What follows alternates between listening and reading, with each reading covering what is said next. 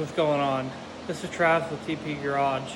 Today we're going to be tearing down a Crossfire 150 go-kart that has been sitting for several years outside of a shack in East Texas that has been slightly covered, but for the most part it's been exposed to the elements, so it's kind of dirty, it's kind of rusty.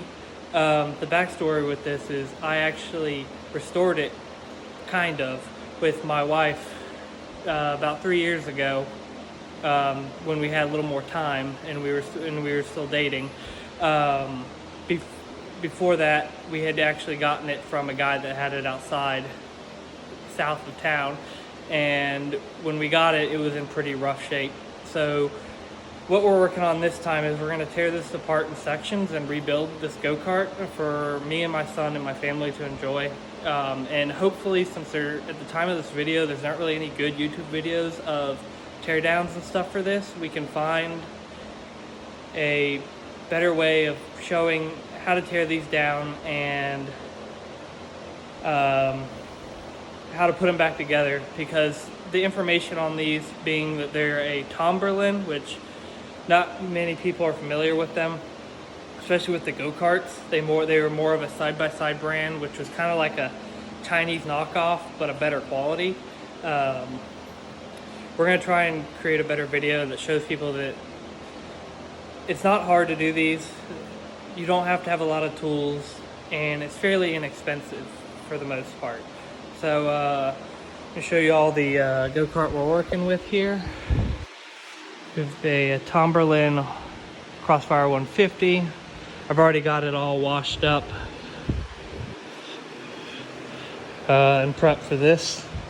It was really dirty before. I'll include a before picture here shortly. But essentially, it's just got issues with a little bit of rust and stuff that doesn't quite work right, like the parking brake. The steering rack is binding up, so I need to take it apart, grease it, and put new billows on it. The lights do not work. The shocks are a little rough, but shouldn't be too bad. The engine's actually in fairly good shape. I'm surprised for sitting out there as long as it did. It had a few hopped up upgrades, like a cam and clutches and the roller weights, all the good stuff for the typical GY6 engine.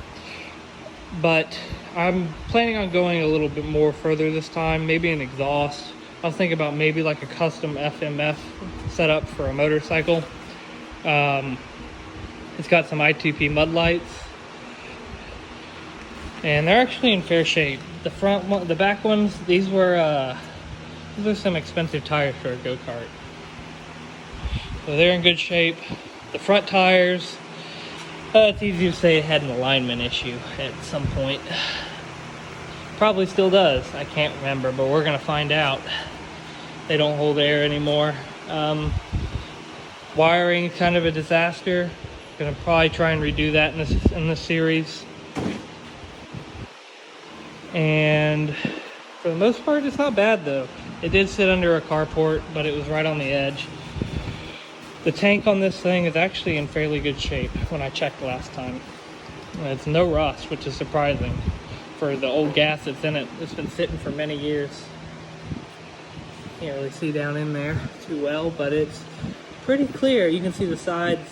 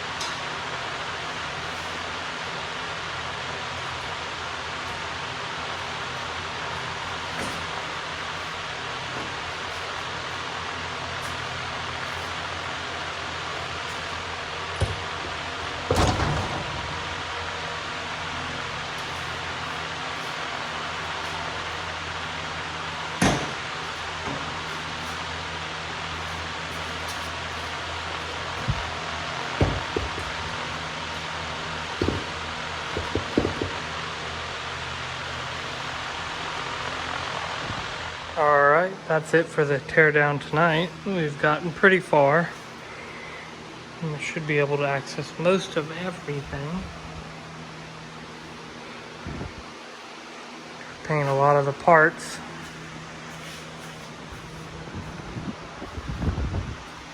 but progress has been made. One little spot there to take off. And this spot here as well, and then after that we should be able to paint. The rest of the cart is in fantastic shape, for the frame at least. I don't think it really requires much of any kind of reconditioning, especially since it's an off-road vehicle. Things won't match anyways, but we're here to pick up next time.